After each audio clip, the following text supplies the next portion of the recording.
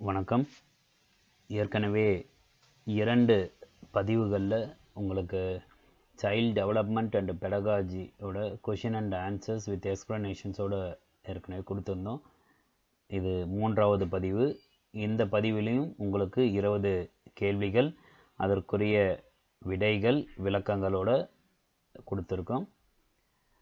முதல் கேள்வி, Discovery of the child என்ற புத்தகத்தின் ஆசிரியர் Froebel, Maria Montessori, Stanley Hall, Rabindranath தாகூர்னு 4 ஆப்ஷன்ஸ் கொடுத்துருக்காங்க. இதில் ஃப்ரோபல் அவர் தான் கிண்டர் கார்டனுடைய தந்தை என்று அழைக்கப்படுபவர். ஸ்டான்லி ஹால் அவர் adolescent is the period of stress and storm சொன்னார். குமர பருவம் ஒரு சிக்கலான பருவம் அப்படின்னு சொன்னவர் ஸ்டான்லி ஹால்னு. ரவீந்திரநாத் தாகூர் ஒரு இயற்கைவாதி, சாந்தி நிகேதன் இதுக்குன்னா தொடர்புடையவர். அப்போது மீதி இருக்குது டிஸ்கவரி ஆஃப் த சைல்டு என்ற புத்தகத்தின் ஆசிரியர் ஆப்ஷன் பி, மரியா மாண்டிசோரி. 2வது கேள்வி, மனிதரிடம் ஏற்கனவே உள்ள பூரணத்துவத்தின் வெளிப்பாடே கல்வி என்று கூறியவர். Education is the manifestation of perfection already in man was stated by. அதில் ஃப்ரோபல், காந்தி, விவேகானந்தா, ரவீந்திரநாத் தாகூர்னு கொடுத்துருக்காங்க. ஏற்கனவே நம்ம சொன்ன மாதிரி ஃப்ரோபல் அவர் கிண்டர் கார்டனுடைய தந்தை, பிராக்மேட்டிஸ்ட், இது எல்லாமே சொல்லலாம். காந்தி அப்படின்னு சொன்னோடனே ஞாபகம் வர்றது என்னன்னா பேசிக் எஜுகேஷன் சொல்கிற ஆதார கல்வி. விவேகானந்தர் அப்படின்னு சொல்லும்போதே நம்மளுக்கு என்ன தோணும் அப்படின்னு பார்த்தீங்கன்னா ஆன்மீக வளர்ச்சி. சிகாகோ மாநாட்டில் அவர் உரையாற்றினார். ராமகிருஷ்ண பரமஹம்சர் தான் அவருடைய குரு. அப்போது விவேகானந்தர் அப்படின்னு சொல்லும் பொழுதே இந்த சில குறிப்புகள் ஞாபகம் வச்சுக்கலாம். ஆன்மீக வளர்ச்சின்னு சொன்னாலும் அது விவேகானந்தர் தான். சிகாகோ மாநாடுன்னு சொன்னாலும் அது விவேகானந்தர் சம்மந்தப்பட்டது தான். அப்புறம் ராமகிருஷ்ண பரமஹம்சர் சீடர்னு கேட்டாலும் அது விவேகானந்தர் தான். Option D Rabindranath Tagore. இவர் இயற்கைவாதி. கீதாஞ்சலின்ற ஒரு புத்தகத்தை அவர் எழுதினார். அதுதான் இலக்கியத்திற்காக நோபல் பரிசு அவருக்கு கிடைச்சது. சாந்தி நிகேதன்றது ஒரு பல்கலைக்கழகம். அப்போது மனிதரிடம் ஏற்கனவே உள்ள பூரணத்துவத்தின் வெளிப்பாடே கல்வி என்று கூறியவர் ஆப்ஷன் சி, விவேகானந்தர். வகுப்பறையில் தேர்வுகள் வைக்கப்படுவது மாணவர்களின் டேஷை அறிய பயன்படுகிறது. Class tests are conducted to know the dash of students in the classroom. அப்போது வகுப்பறையில் வைக்கக்கூடிய தேர்வுகள் எதற்காக வைக்கிறோம் அப்படின்னு பார்க்கும்போது 4 ஆப்ஷன்ஸ். ஆப்ஷன் ஏ ஆட்டிடியூட், மனப்பான்மை. ஆப்ஷன் பி இன்ட்ரெஸ்ட், ஆர்வம். ஆப்ஷன் சி அச்சீவ்மெண்ட், அடைவு. ஆப்ஷன் டி மோட்டிவேஷன், ஊக்கம்னு கொடுத்துருக்காங்க. இதில் மனப்பான்மையை அளக்கிறதுக்கு மனப்பான்மை அளவுகோல்னு இருக்குது. அதே மாதிரி ஆர்வத்துக்கு ஆர்வத்தோட அளவுகோல். மோட்டிவேஷனுக்கு வரும்போது மோட்டிவேஷனுக்கு ஊக்க அளவுகோல்னு இருக்குது. இது மூன்றுமே பார்த்திங்கன்னா ஒவ்வொரு தனி மனிதனுடைய மனப்பான்மையை கண்டுபிடிக்கிறதுக்காக அந்த ஆட்டிடியூட் ஸ்கேலு, ஆர்வத்தை கண்டுபிடிப்பதற்கான ஒரு அளவுகோல், அதே மாதிரி ஊக்கத்தை கண்டுபிடிக்கிறதுக்கான ஒரு அளவுகோல். இது மூன்றுமே தனிநபர் பற்றிய விஷயம். ஆனால் இந்த வகுப்பறையில் வைக்கப்படுகின்ற தேர்வுகள் எதற்காக அப்படின்னு பார்த்தீங்கன்னா மாணவருடைய அடைவை கண்டுபிடிப்பதற்காகத்தான் வகுப்பறையில் தேர்வுகள் நடத்தப்படுகிறாங்க. அதனால் இதுக்கு சரியான விடை ஆப்ஷன் சி, அச்சீவ்மெண்ட், அடைவு. 2011 மக்கள் தொகை கணக்கெடுப்பின்படி அதிக படித்தோர் உள்ள மாவட்டம். இது 2011 சென்சஸ் படி தான் இங்கே கொஷின் கேட்டிருக்காங்க. அதனால் இப்போ இருக்கிற நம்ம நிலைமையை சொல்ல முடியாது. 2011 மக்கள் தொகை கணக்கெடுப்பின்படி அதிக படித்தோர் உள்ள மாவட்டம்னு பார்த்தீங்கன்னா 4 ஆப்ஷன் கொடுத்துருக்காங்க. தருமபுரி, கிருஷ்ணகிரி, திருவண்ணாமலை, கன்னியாகுமரின்னு. இதில் தருமபுரியோட அந்த அதிக படித்தோர் பர்சன்டேஜ் பார்த்தீங்கன்னா விழுக்காடு 60.03, கிருஷ்ணகிரியில் 64.86, திருவண்ணாமலையில் 65.71, கன்னியாகுமரியில் 92.14. ஆக இங்கே கேட்டுக்கிறது அதிக படித்தோர் எண்ணிக்கை உள்ள மாவட்டம் தான். அதனால் இதற்கு சரியான விடை ஆப்ஷன் டி, கன்னியாகுமரி மாவட்டம். அதில் 92.14%. 5வது கேள்வி, ஏஐசிடிஇ நிறுவப்பட்ட ஆண்டு. AICT was established in. AICTEனா all India council for technical education, அதனுடைய அப்ரிவேஷன். இது தொடங்கப்பட்ட ஆண்டுக்கு 4 ஆப்ஷன் கொடுத்துருக்காங்க. நவம்பர் 1945, நவம்பர் 1955, நவம்பர் 1965, நவம்பர் 1985ன்னு கொடுத்துருக்காங்க 4 ஆப்ஷன். இதுக்கு சரியான விடை வந்து ஆப்ஷன் ஏ, நவம்பர் 1945. 6வது கேள்வி, ஜான் டூயியின் முக்கிய படைப்புகளில் ஒன்று. One of the main publications of John Dewey is. இங்கே 4 ஆப்ஷன் வந்து secrets to childhood, education today, education of man, social கான்ட்ராக்ட்னு 4 புத்தகத்தினுடைய பெயர் கொடுத்துருக்காங்க. அதில் சீக்ரெட்ஸ் டு சைல்ட்ஹுட் அப்படின்ற புத்தகத்தை எழுதிய ஆசிரியர் வந்து மரியா மாண்டிசோரி. எஜுகேஷன் டுடே அப்படின்ற புத்தகத்தை எழுதியவர் வந்து John Dewey. Education of man அப்படின்ற ஒரு புத்தகத்தை எழுதியவர் வந்து ஃப்ரோபல். சோஷியல் கான்ட்ராக்ட், எமிலி, இந்த மாதிரி புத்தகத்தை எழுதியவர் வந்து ரூசோ. அப்போ இங்கே கேட்கப்பட்ட கேள்வி ஜான் டூயியின் முக்கிய படைப்புகளில் ஒன்று. அதற்கு சரியான விடை ஆப்ஷன் பி, எஜுகேஷன் டுடே. உளவியலாளர் டேவிட் ஆசுபல் அவர்கள் கூறியது வாய்வழி கற்றல் என்பது option A, learning a new language, option B, oral practice, option C, understanding verbal information, option D, passive learning experience. இதில் லேர்னிங் எ நியூ லாங்குவேஜ் அப்படின்றது என்ன பார்த்தீங்கன்னா புதிய மொழி கற்றல்ன்றது. இது வந்து மொழி வளர்ச்சிக்கு அது வந்து முக்கியத்துவமாக இருக்கிறது. ஓரல் ப்ராக்டிஸ் அப்படின்றது வாய்வழி பயிற்சி மட்டும்தான். அடுத்தது பார்த்தீங்கன்னா ஆப்ஷன் சி பார்த்தீங்கன்னா அண்டர்ஸ்டாண்டிங் வெர்பல் இன்ஃபர்மேஷன், அதாவது வாய்வழி செய்திகளை புரிந்து கொள்ளுதல். அந்த வாய்வழி செய்திகள்னால் 2 விஷயத்தில் பண்ணலாம். ஒன்று வந்து பார்த்தீங்கன்னா தகவல்களை பெறுவதற்கும் அனுப்புவதற்கும். ரிசீவிங்னா பெறுவது, சென்டிங்னா அனுப்புவது. அப்போது வாய்வழி செய்திகளை அந்த தகவல் மூலமாக அனுப்புறது, அதுதான் ஆப்ஷன் சி. ஆப்ஷன் டி வந்து பார்த்தீங்கன்னா செயலற்ற கற்றல் அனுபவம்னு சொல்கிற பேசிவ் லேர்னிங் எக்ஸ்பீரியன்ஸ்.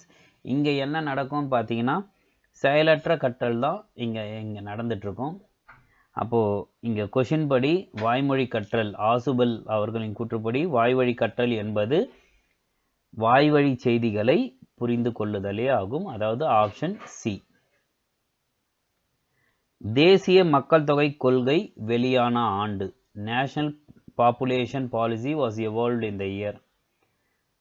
1976, 1979, 1986, 1977ன்னு. 1986ன்ற ஒன்னே நம்மளுக்கு நினைவுக்கு வருவது தேசிய கல்விக் கொள்கை. 1977 நினைவுக்கு வருவது 10+2+3 அந்த பேட்டர்னை முதல்ல அறிவித்தது. அப்போ இங்கே வந்து தேசிய மக்கள் தொகை கொள்கை வெளியான ஆண்டு பார்த்தீங்கன்னா ஆப்ஷன் ஏ 1976. 9வது கேள்வி, ஆப்ரஹாம் மாஸ்லோ கூற்றுப்படி தன்னிறைவு நிலை என்பது. இப்போ ஆப்ரஹாம் மாஸ்லோ அப்படின்றவர் என்ன பார்த்தீங்கன்னா ஹைராரிக்கல் நீட்ஸ் அப்படின்னு கொடுத்துருக்காரு.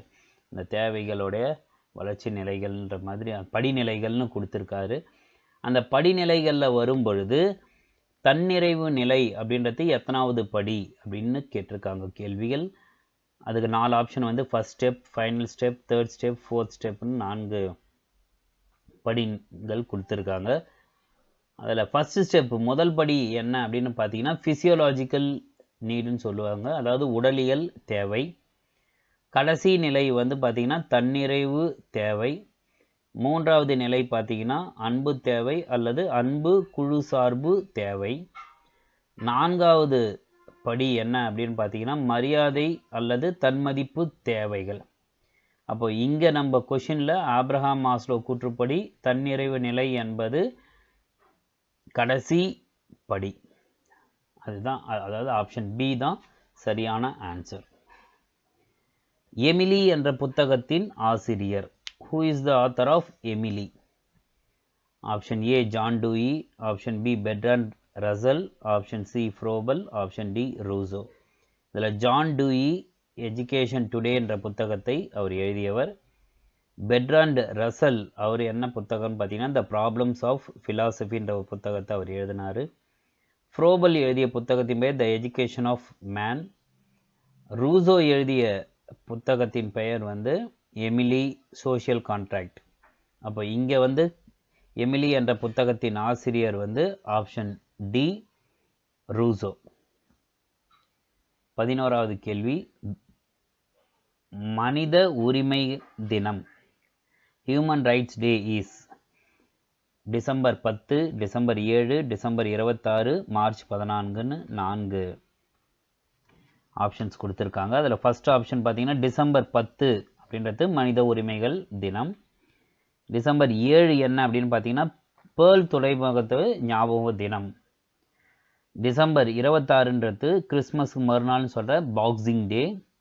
மார்ச் 14 அப்படின்றது என்னென்னா பை தினம்னு பேர். அந்த பை தினம் எப்படி கொண்டாடுறாங்கன்னு பார்த்தீங்கன்னா மாதம் / தேதி, அதாவது 14/3 இதுதான். அதாவது 14/3/2021 நம்ம இப்போ டேட்டு சொல்லுவோம்.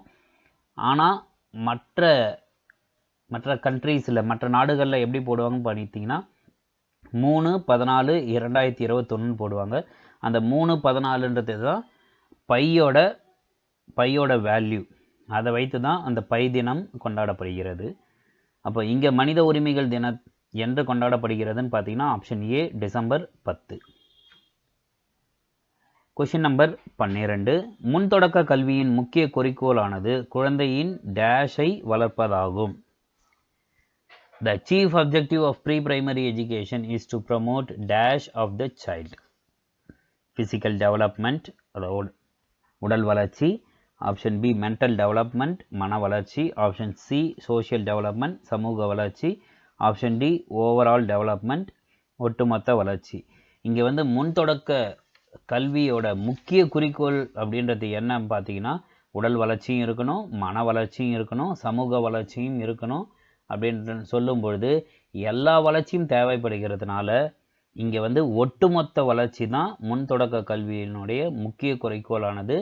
குழந்தைக்கு வந்து ஒட்டுமொத்த வளர்ச்சியை தான் இங்கே வந்து முக்கிய குறிக்கோளாக காணப்படுகிறது. அதனால் ஆப்ஷன் டி ஓவரால் டெவலப்மெண்ட்னு சொல்கிற ஒட்டுமொத்த வளர்ச்சி.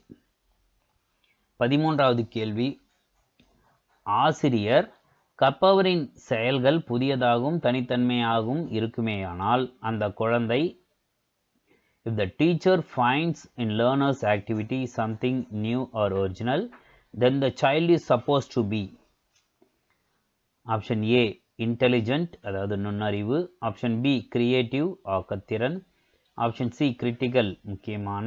ஆப்ஷன் டி மோட்டிவேட்டட், ஊக்குவித்தல்.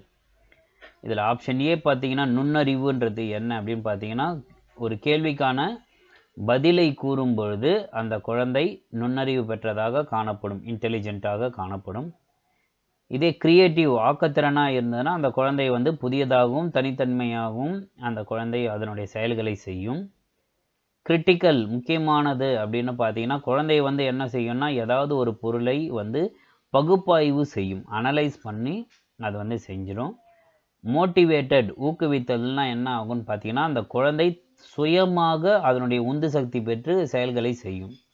அப்போ இங்கே வந்து ஆசிரியர் கற்பவரின் செயல்கள் புதிதாகவும் தனித்தன்மையாகவும் இருக்குமே ஆனால் அந்த குழந்தை நிச்சயமாக ஆப்ஷன் பி கிரியேட்டிவ், ஆக்கத்திறன் உடையதாகத்தான் இருக்கும். கொஷின் நம்பர் 14, இதில் எந்த கற்றல் களம் இல்லை? Which one is not a learning domain? First வந்து பார்த்தீங்கன்னா காக்னிட்டிவ் டொமைன், அறிவு புலம். இரண்டாவது சைக்கோமோட்டார் டொமைன், உளசார் புலம். அஃபெக்டிவ் டொமைன், அன்புசார் புலம். ஆப்ஷன் டி ஃபிசியோலாஜிக்கல் டொமைன், உடலியல் புலம். இதில் காக்னிட்டிவ் டொமைன் பார்த்தீங்கன்னா ப்ளூம்ஸ் டாக்ஸானமி படி பார்த்தீங்கன்னா அதுதான் முதல் புலமாக காணப்படுகிறது. சைக்கோமோட்டார்ன்றது மூணாவது. அஃபெக்டிவ் டொமைன் வந்து இரண்டாவது. இதில் எதுவுமே இல்லாதது தான் கேட்டிருக்காங்க, எது கற்றல் களம் இல்லைன்னு தான் கேட்டிருக்காங்க. இதில் கற்றல் களம் இல்லாதது எதுன்னு பார்த்தீங்கன்னா இந்த ஃபிசியோலாஜிக்கல் டொமைன்னு சொல்கிற ஆப்ஷன் சி. 15வது கேள்வி, நேர்வழி கற்றலை வடிவமைத்தவர். Linear programming is designed by option A BF Skinner, option B EL Thorndike, option C LP Pavlov, option D Clark L Hull. இதில் பார்த்தீங்கன்னா ஸ்கின்னர் வந்து பார்த்தீங்கன்னா நேர்வழி கற்றலோட தொடர்புடையவர். தாண்டைக் வந்து முயன்றி தவறி கற்றல். பாவ்லோன்றவர் கிளாசிக்கல் கண்டிஷன். ஹல்ன்றவர் டிரைவ் ரிடக்ஷன் சொல்கிற உந்து குறைப்பு. அப்போ இங்கே கேள்வி வந்து நேர்வழி கற்றலை வடிவமைத்தவர் யார் அப்படின்னு பார்த்தீங்கன்னா ஆப்ஷன் ஏ பிஎஃப் ஸ்கின்னர். 16வது கேள்வி, தேசிய வயது வந்தோர் கல்வி குழுவில் கலைத்திட்டமானது. The emphasis of National Board for Adult Education on curriculum is that it must be A. need-based, B. functional, C. job-oriented, D. production-oriented. இங்கே வந்து நீட் பேஸ்ட்னா தேவை, ஃபங்க்ஷனல் பேஸ்ட்னா செயல், ஜாப் ஓரியன்டட்னா வேலை, ப்ரொடக்ஷன் ஓரியன்டட்னா உற்பத்தி. இங்கே வந்து பார்த்தீங்கன்னா தேவை இருக்கிறது எப்போ அப்படின்னு பார்த்தீங்கன்னா எப்போதெல்லாம் தேவை இருக்கிறதோ அப்போதெல்லாம் அதை பயன்படுத்தி கொள்வது தான் இந்த வயது வந்தோர் கல்வி முறையில். இந்த ஃபங்க்ஷனல் செயல்கள் வரும்போது பார்த்தீங்கன்னா இதுக்கு வந்து சில ரூல்ஸ் அண்ட் ரெகுலேஷன்ஸ் இருக்கும், அதை ஃபாலோ பண்ணணும் அப்படின்னு சொல்கிறது தான் அந்த ஃபங்க்ஷனல்னு. ஜாப் ஓரியன்டட் அப்படின்னு பார்த்தீங்கன்னா அவங்களுக்கு ஏதாவது வேலை சம்மந்தப்பட்ட செயல்களை செய்வதற்காக தான் இது அதனுடைய கலைத்திட்டம் இருக்கும் அப்படின்னு சொல்லியிருக்காங்க. ஆப்ஷன் டி வந்து பார்த்தீங்கன்னா ப்ரொடக்ஷன் ஓரியன்டட்னா ரிசல்ட், அந்த உற்பத்தி வந்து என்ன அப்படின்னு பார்த்தீங்கன்னா ஒரு அடைவை நோக்கி இருக்கும். இங்கே பார்த்தீங்கன்னா வயது வந்தோர் கல்வியோட முக்கியமானது அந்த கலைத்திட்டம்ன்றது எதை பொறுத்து இருக்குன்னு பார்த்தீங்கன்னா தேவையை பொறுத்து தான் அந்த கலைத்திட்டம் இருக்கும். அதனால் ஆன்சர் வந்து பார்த்தீங்கன்னா ஆப்ஷன் ஏ தேவை சார்ந்து. 17வது கேள்வி, கல்வி நுட்பவியல் என்பது educational technology means technology in education, technology of education, both of these, none of these. Technology in education, technology of எஜுகேஷன்றது என்னன்னு பார்த்தீங்கன்னா ஹார்ட்வேர் அண்ட் சாஃப்ட்வேர் அப்ரோச்னு சொல்லுவாங்க. அப்போ கல்வி நுட்பம்ன்ற எல்லா விஷயமும் சேர்ந்தது தான் இதில் வந்து எஜுகேஷனல் டெக்னாலஜின்னு நம்ம சொல்லுவோம். இதில் ஹார்ட்வேர் அப்ரோச் மட்டும் போதுமா, சாஃப்ட்வேர் அப்ரோச் மட்டும் போதுமான்ற மாதிரி நம்ம தனித்து பிரித்து எடுக்க முடியாது. இதற்கு கல்வி நுட்பவியல் அப்படின்றது என்ன பார்த்தீங்கன்னா டெக்னாலஜி இன் எஜுகேஷனும் வரும், டெக்னாலஜி ஆஃப் எஜுகேஷனும் வரும். அதனால் இதுக்கு ஆன்சர் வந்து பார்த்தீங்கன்னா ஆப்ஷன் சி இரண்டும். 18வது கேள்வி, செயல்களின் காரணம் நடித்தல் ஆகின் அது எவ்வகை ஊக்கி. when the reason for acting is in the action, motivation is said to be option A extrinsic, option B intrinsic, option C extrinsic and intrinsic, option D none of these. அதாவது வெளிப்புறம் உள்ளார்ந்த இரண்டும் ஏதுமில்லை. அப்போ இங்கே பார்த்தீங்கன்னா வெளிப்புறத்தில் உங்களுக்கு அதனுடைய ஊக்கிகள் வந்து எப்படி செயல்படும் அப்படின்னு பார்த்தீங்கன்னா கைத்தட்டுதல் இல்லை வெளியிலேருந்து யாராவது ஒருத்தர் சப்போர்ட் பண்ணுதல் இதெல்லாம் இருக்கும்போது வெளிப்புற ஊக்கியாக அது செயல்படுகிறது. உள்புற ஊக்கி தான் என்னன்னு பார்த்தீங்கன்னா நம்மளுடைய மனநிலை பொறுத்து நமக்கு உள்ளே இருக்கிற மனப்பான்மை, சைக்காலஜிக்கல் ஆஸ்பெக்ட்ஸ் எல்லாமே பார்த்தீங்கன்னா உள்ளார்ந்த ஊக்கிகளை அது வந்து கொடுக்க ஆரம்பிக்கும். போத் ஆஃப் தீஸ் ரெண்டுமே இருக்குது அப்படின்னு பார்த்தீங்கன்னா வெளிப்புற ஊக்கிகளும் இருக்கும், உள்புற ஊக்கிகளும் சேர்ந்து செயல்பட்டு ஒரு செயலை செய்யப்படும். நன் ஆஃப் தீஸ்னால் எதுவுமே இல்லை. அப்போ இங்கே வந்து செயல்களின் காரணம் வந்து நடித்தலாக இருக்கும்னா அது எவ்வகை ஊக்கினா ஆப்ஷன் பி உள்ளார்ந்த ஊக்கியாக தான் இருக்கும். 19வது கேள்வி, ஆசிரிய கல்வியின் முக்கியத்துவத்தை எடுத்து கூறியது. The importance of teacher education was first emphasized by. இங்கே டீச்சர் எஜுகேஷன் அப்படின்னு சொல்கிறது என்ன அப்படின்னு பார்த்தீங்கன்னா டிடிஎட், பிஎட், எம்எட் இந்த மாதிரி அந்த படிப்புகள் எல்லாமே பார்த்தீங்கன்னா எம்ஏ எஜுகேஷன் இருக்குது. எது எல்லாம் ஆசிரியர் கல்வியோட தொடர்பு உடையதோ அந்த கல்வியின் முக்கியத்துவத்தை முதல்ல எடுத்து கூறியது யார் அப்படின்னு பார்த்தீங்கன்னா option A Woods despatch, option B Hunter commission, option C Calcutta university commission, option D white paper. அதாவது வுட்ஸ் அறிக்கை, ஹண்டர் குழு, கொல்கத்தா பல்கலைக்கழக குழு, வெள்ளை அறிக்கைன்னு 4 ஆன்சர் கொடுத்துருக்காங்க. இதில் வந்து பார்த்தீங்கன்னா உட்ஸ் டெஸ்பேட்ச் அப்படின்றது என்ன அப்படின்னு பார்த்தீங்கன்னா ஆசிரியர் கல்வியோட தொடர்புடையது. ஹண்டர் கமிஷன் எதனுடைய தொடர்புடையதுன்னு பார்த்தீங்கன்னா செகண்டரி எஜுகேஷன் உயர்நிலை கல்வியோட தொடர்புடையது. கல்கத்தா யூனிவர்சிட்டி கமிஷன்றது என்ன அப்படின்னு பார்த்தீங்கன்னா இன்டர் யூனிவர்சிட்டி போர்டை முதல்ல அதை தான் தொடங்க வைத்தது, அந்த ரெக்கமெண்டேஷன் கொடுத்தது பார்த்தீங்கன்னா இந்த கல்கத்தா யூனிவர்சிட்டி கமிஷன் பேர். இங்கே நம்மளுக்கு வந்து ஆசிரியர் கல்வியின் முக்கியத்துவத்தை எடுத்து கூறியது யாருன்னு பார்த்தீங்கன்னா ஆப்ஷன் ஏ உட்ஸ் டெஸ்பேட்ச், உட்ஸ் அறிக்கை. 20வது கேள்வி, கல்வி நோக்கங்களை வகை பிரித்தலை வடிவமைத்தவர். The taxonomy of educational objectives was first developed by Mager, Skinner, Bloom, Thorndike. இதற்கு சரியான விடை ஆப்ஷன் சி ப்ளூம். ஸோ 20 கொஷின்ஸை பார்த்துருக்கோம். 20 கொஷினோட ஆன்சர் அதனுடைய விளக்கங்களை இந்த பதிவில் உங்களுக்கு கொடுத்துருந்தேன். இது வந்து 3வது பதிவு. மொத்தத்தில் 60 கேள்விகள், அதற்குண்டான விடைகளும் விளக்கங்களும் உங்களுக்கு தெளிவாக கொடுக்கப்பட்டிருக்கிறது. இதை பற்றின வேறு ஏதாவது உங்களுக்கு சந்தேகங்கள் ஏதாவது இருந்தது, இல்லை இதை பற்றி எடுக்கலாம், இந்த மாதிரி கொஷின் ஆன்சருக்கு பதிலாக வேறு நீங்கள் எனக்கு நடத்தினா நல்லாயிருக்கும் அப்படின்ற மாதிரி இருந்ததுன்னா உங்களுடைய கமெண்ட் பாக்ஸில் உங்களுடைய பதிவுகளை போடுங்க. இல்லை வேறு ஏதாவது எங்களுக்கு இந்த டாபிக் பற்றி சொல்லுங்கள், அந்த டாபிக் பற்றி சொல்லுங்கன்னு பர்டிகுலராக ஏதாவது உங்களுக்கு தகவல்கள் இருந்தாலும் நீங்கள் அதை கமெண்ட் பாக்ஸில் நீங்கள் போடலாம். உங்களுக்கு தனியாக உங்களுக்கு வந்து நோட்ஸ் ஏதாவது உங்களுக்கு வேண்டும், எனக்கு நோட்ஸாக கொடுத்தா பரவாயில்ல அப்படின்ற மாதிரி இருந்தீங்கனாலும் நான் உங்களுக்கு டிஸ்கிரிப்ஷனில் என்னோடய மெயில் ஐடியை நான் கொடுக்குறேன். நீங்கள் அந்த மெயில் ஐடியில் நீங்கள் காண்டாக்ட் பண்ணிங்கன்னா உங்களுக்கு அதை பற்றின விஷயங்கள் தகவல்களை உங்களுக்கு நான் கொடுக்கறதுக்கு வசதியாக இருக்கும். நீங்கள் எல்லோரும் இந்த டெட் டிஆர்பியில் கேட்கப்படுகின்ற சைல்டு டெவலப்மெண்ட் அண்ட் பெடகாஜியில் சிறந்த மதிப்பெண்கள் எடுத்து தேர்ச்சி பெற வேண்டும் என்று வாழ்த்துகிறேன். வாழ்க வளமுடன்.